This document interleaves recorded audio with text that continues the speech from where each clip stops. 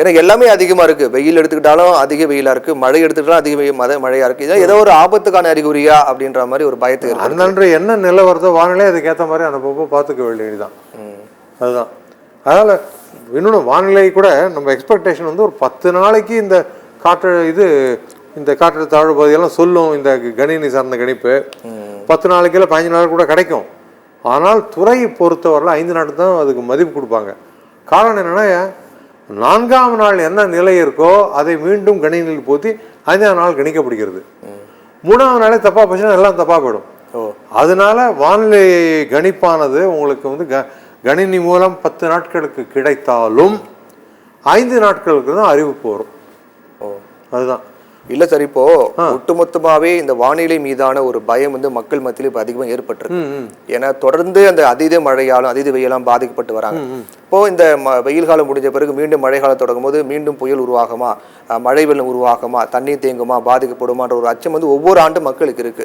இது எல்லாமே ஒட்டுமொத்தமா இது எதோட பிரதிபலிப்பு சார்? ஏன்னா இப்போ இதுக்கு சில ஆண்டுகளுக்கு முன்னாடிலாம் அது மாதிரிலாம் பிரச்சனை எல்லாம் அதிகமா ஃபேஸ் பண்ணல.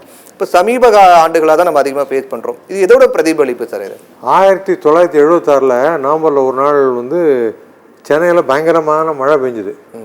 அதான் ரெக்கார்ட் ரெயின்ஃபால்லாம் பெஞ்சுது. November 26 நினைக்கிறேன். ஸோ ஒரு 45 சென்டிமீட்டர்ஸோ சம்திங் அந்த அமௌண்ட் எனக்கு டக்குன்னு எக்ஸாக்ட் ஃபிகர் அதான் ஹையஸ்ட் ரெயின்ஃபால் சென்னையில் பதிவு செய்யப்பட்டது. இனிமேல் நம்ம பார்க்கும் அன்றைக்கெல்லாம் யாரும் இந்த அளவுக்கு வெள்ளம் இல்லை. காரணம்னா இந்த அளவுக்கு கட்டடங்கள் இல்லை, வளர்ச்சி இல்லை, நிறைய நீரை ஈர்த்து கொள்ளக்கூடிய பகுதி இருந்தது. நம்ம கட்டிடங்கள்லாம் வந்ததுக்கப்புறம் உங்களுக்கு வந்து அந்த ஏரிகள் இல்லாத பகுதியாகிடுது இல்லையா? அதனால தான் உங்களுக்கு தண்ணி தேங்குறது. அதனால தான் உணர்கின்றோம். நீர்நிலைகள் ஆக்கிரமிப்புனால்தான். ஆமாம். ஸோ அதுக்கு சொல்யூஷன் என்னன்னு பார்த்தானா, எங்கெங்கெல்லாம் சப்வே இருந்ததோ அந்த இடத்துல பக்கத்தில் கொஞ்சம் பாதுகாப்பாக இருந்தது இல்லை, சப்வேல தண்ணி போச்சு இல்லையா? அந்த மாதிரி பெரிய பெரிய கட்டட வளாகங்கள் இருக்கும்பொழுது அங்கே அதில் ஒரு குளம் மாதிரி வெட்டி விட்டோம்னா அந்த நீரை ஈர்த்துக்கொள்ளும். ஸோ அது மழைக்காலம். அது மாதிரி நம்ம வந்து இப்போது இந்த காலம் என்ன பண்ணணும் அப்படின்னாக்க, வெப்பத்தை தணிக்கணும்னு இதான் வாடிய வெள்ளையாக நம்ம பூச்சி கொடுத்துட்டோம்னாக்க கதிரவனுடைய இதெல்லாம் திருப்பி அண்டத்துக்கு போய்விடும். அந்த அளவுக்கு ஈர்த்து கொள்ளாது. ஸோ அந்த அளவுக்கு கட்டிடத்து கீழே கூலாக இருக்கும். ஏசியோட பயன்பாட்டையும் குறைக்கலாம். ஏசிங்கிறது என்ன, இங்கே உள்ள கூலாக இருக்குது, இங்கே இருக்கிற வெப்பத்தை வெளியில் விடுறது, வெளியில் இருக்கிற வெப்பம் அதிகமாகிடுறது. இன்ஃபேக்ட் சமயத்தில் யாரும் சொன்னாங்க சிங்கப்பூர்லாம் ஏசியை எடுக்க சொல்ல போகிறாங்கன்னாங்க. ஸோ அதனால் ஏசிங்கிறது வந்து நம்ம இருக்கிற இடத்துக்கு இருக்கிறத வெளியில் பிரச்சனை தான். ஸோ அதனால் என்னென்னா இந்த மாதிரி வெள்ளை பூச்சியை கொடுப்பது, மாடியில் தோட்டங்களை வளர்ப்பது, மரங்களை வளர்ப்பது, சுற்றி வீட்டை சுற்றி மரம் இருக்கணும். இப்போல்லாம் சிமெண்ட் தரையாக போடுறோம், அதுதான் முக்கியமான பிரச்சனை. ஸோ அதனால் சிமெண்ட் தரையினா என்ன பண்ணுறது அப்படின்னு தோணும். நிறைய பூத்தொட்டி வைங்க, அதில் செடியெல்லாம் வளர்த்திங்கன்னா ஓரளவுக்கு கட்டுப்படுத்தும். அடுத்தது இந்த இலை நீராவி போக்கு எவாப்போ டிரான்ஸ்பிரேஷன் சொல்லுவாங்க. இதில் வந்து நீர் வெளிப்படும் அந்த இலையிலேருந்து, அது வந்து அந்த பகுதிக்குள்ள வெப்பத்தை குறைக்கும்.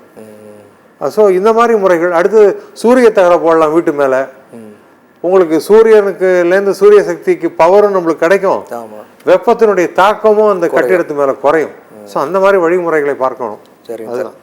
இப்போ கேரளாவில் சார், கேரளா எடுத்துக்கிட்டோம்னா இறைவனுடைய கொடை அப்படின்னு சொல்லுவாங்க அந்த மாநிலம். எங்கே பார்த்தாலும் பச்சை பசேல்னு ரொம்ப குளுமையாக இருக்கக்கூடிய ஒரு மாநிலம். அப்படிப்பட்ட கேரளாவில் இந்த ஆண்டு வெப்பத்தின் தாக்கம் அதிகமாக இருக்கும் அப்படின்னு வானிலை ஆய்வு மையம் சொல்லியிருக்காங்க. அதுக்கு காரணம் என்ன? எப்பவுமே குளுமையாக இருக்கக்கூடிய கேரளாவில் இப்போ சீசன், இப்போ இங்கே சம்மர்னா அங்கே ரொம்ப கூலிங்காக இருக்குன்னு நிறைய பேர் சுற்றுலாவுக்கு போவாங்க. ஆனால் அங்கேயே வெயில் தான் இருக்குன்னு சொல்கிறாங்க. இந்த மாற்றத்துக்கான காரணம் என்ன சார்? கடந்த வருடம் வந்து மழை பொழிவு அங்கே இல்லை. கேரளா கடலோர கர்நாடகாலாம் மழை பொழிவு இல்லை.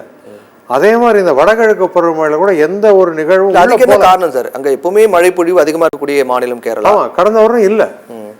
ஸோ எந்த நிகழ்வும் தோன்றி மழை கொடுக்கல, வானிலை நிகழ்வு. ஸோ அதுதான் முக்கிய காரணம். அதே போன்ற வடகிழக்கு பருவமழை வட உள் மாவட்டங்கள், பெங்களூர் அந்த பகுதிக்கெல்லாம் மழை கொடுக்கல. பெங்களூர்ல இருந்தால் தண்ணி கஷ்டம் வந்துடுது. உங்களுக்கு நீரே இல்லாத போது காஞ்சி போட மரம், உங்களுக்கு காஞ்சி போன மரத்துலேருந்து இலை நீராவி போக்க அந்த அளவுக்கு இருக்காது. ஸோ அதனால் மீண்டும் உங்களுக்கு மழையெல்லாம் பெய்யுது, அது துளிர்க்கும் போது இலை நீராவி போக்கலாம், வெயில் வரும்போது வந்ததுன்னா உங்களுக்கு வந்து அந்த வெப்பத்தை கட்டுப்படுத்தும். அதுதான். ஆனால் இந்த வருஷம் வந்து தென்மேற்கு பருவமழை பொறுத்தவரையிலும் நல்லா இருக்கும் தான் எதிர்பார்க்கப்படுகிறது. இந்திய வானிலை ஆராய்ச்சி துறை அவரோட அறிக்கையில் கொடுத்துருக்காங்க. கணினி நல்லா இருந்தா ஓகே சார், அதிகமா இருந்தா இன்னும் அதுவும் ஆபத்து. ஆபத்து அங்கே காஞ்சி இறங்க மழையே இல்லை.